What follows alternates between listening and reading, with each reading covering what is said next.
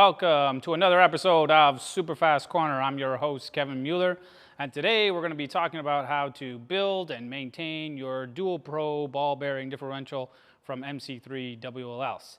So let's take a closer look at the setup that I got over here. So one thing that we got here is a ball bearing diff stand. We actually designed this, and we're going to be allowing anybody the STL file so that they can print it themselves. And also got this amazing little tool here that I'll show you how you can use it to build the diff as well. So when we start building the diff, a couple of things are important. First, the adjustment nut down here.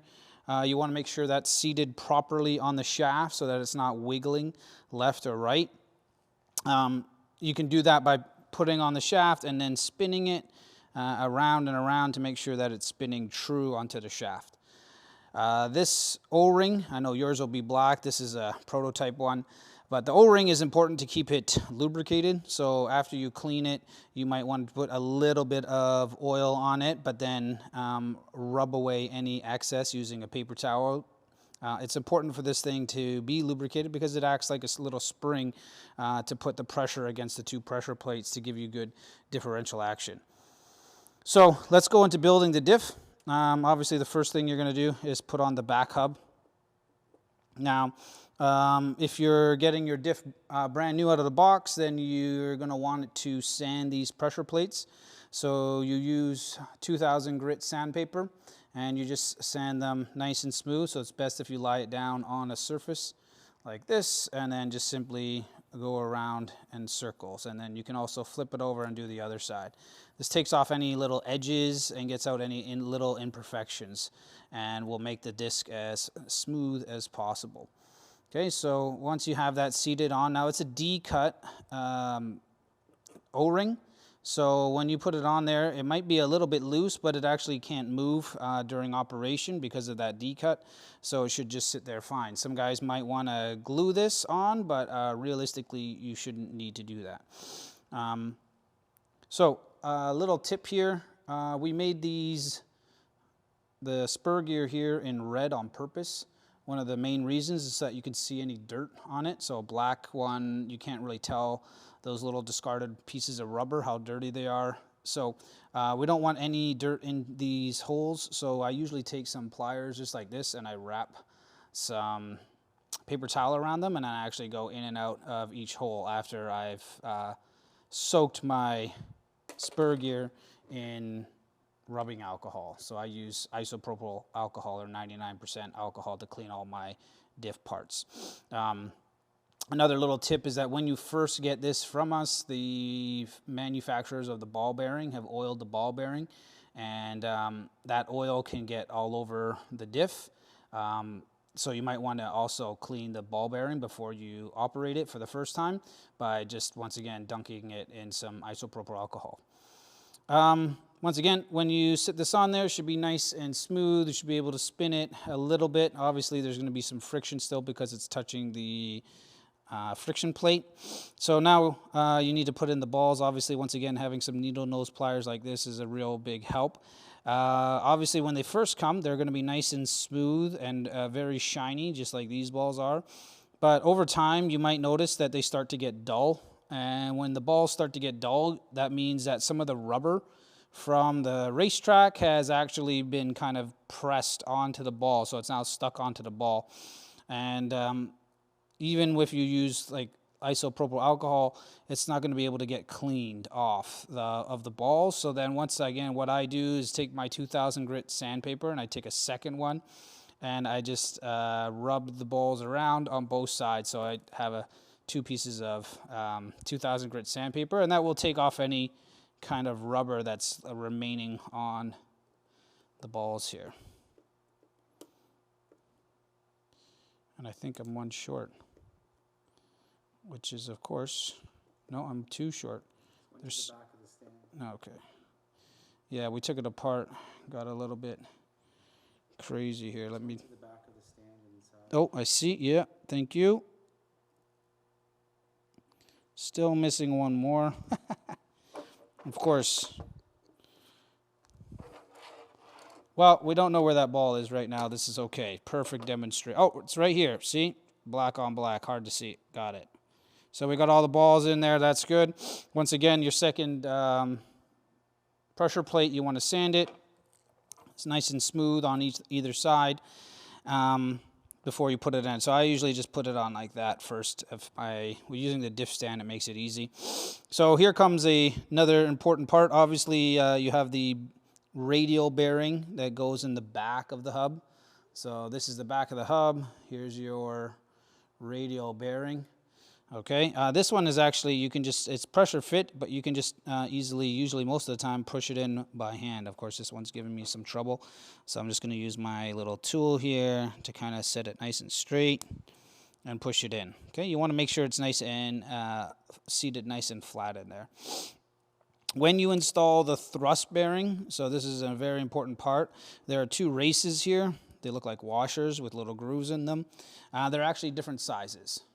So this one here is larger in diameter on the outside compared to this one here, which has a smaller outer diameter. It's really important that you put the one with the larger diameter inside the hub first. So the one with the larger diameter must go inside the hub. And it is a little bit difficult at first to push these in there.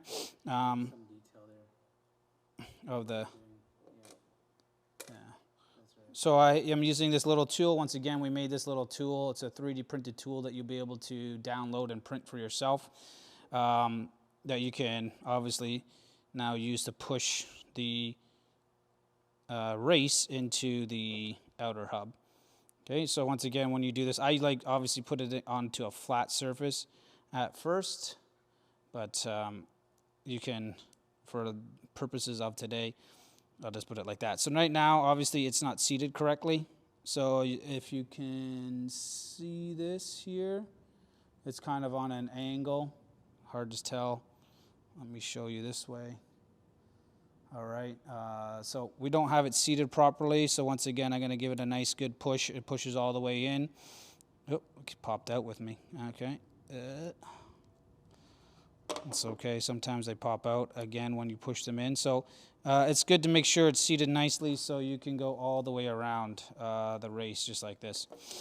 Okay. Once you have that in, then it's time to put the diff in. So one little thing that you can know is that there's 5 pieces to this, to the star here.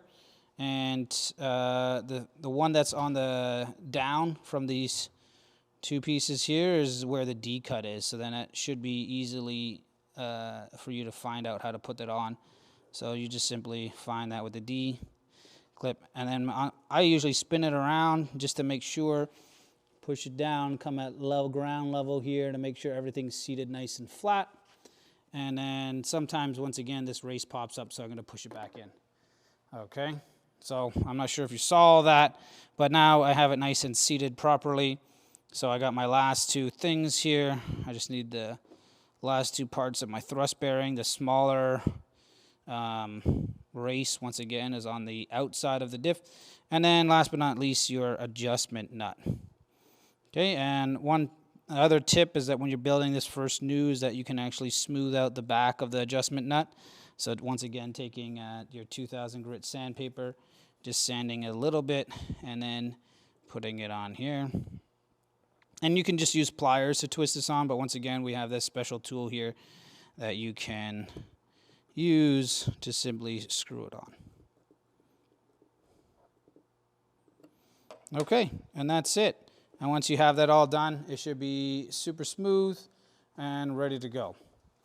One big tip is that this pressure adjustment nut must be seated correctly onto the thread of the shaft. And as you notice here, I've already put some Teflon tape onto the shaft, and this allows the pressure adjustment nut to sit really firmly onto the shaft. And one thing that we want to do, or one thing that is required, is that when you build this diff is that you make sure that the adjustment nut here is seated so that it runs true on the diff.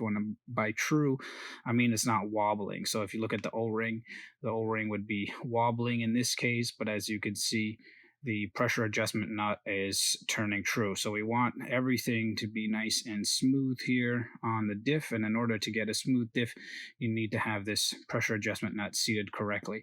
So make sure that whenever you're building the diff, or that when you're rebuilding the diff, that this nut is seated correctly on the thread. So last but not least, when you are installing your tire and rim onto the ball bearing differential, you want to make sure that you don't over tighten the nut that holds the wheel onto the ball bearing on obviously this side here, the drive side. So if you do over tighten it, what's going to happen is you're going to put pressure on both sides of the thrust bearing. So you're going to put pressure in this direction, and then the pressure nut's going to be putting pressure in that direction, and it's going to overload the thrust bearing, and you're going to get some real gritty feeling and probably some inconsistent differential action. So make sure that when you tighten this nut, that it is secure but not over tight. If you're going to run a +3 offset, which is what I have here, you actually only need to run or use a +1 rim. So this is a +1 rim, but I'm getting a +3 offset if we were to compare it to any other differential on the market. And the hub on the opposite side is also already +2. So when you put it on, you still only need a +1 rim on this side of the differential, because this hub is already made +2 offset. So obviously this hub wouldn't be able to be used on another diff. That's it. I hope you enjoyed watching us. Thanks for coming on Super Fast Corner. Thanks.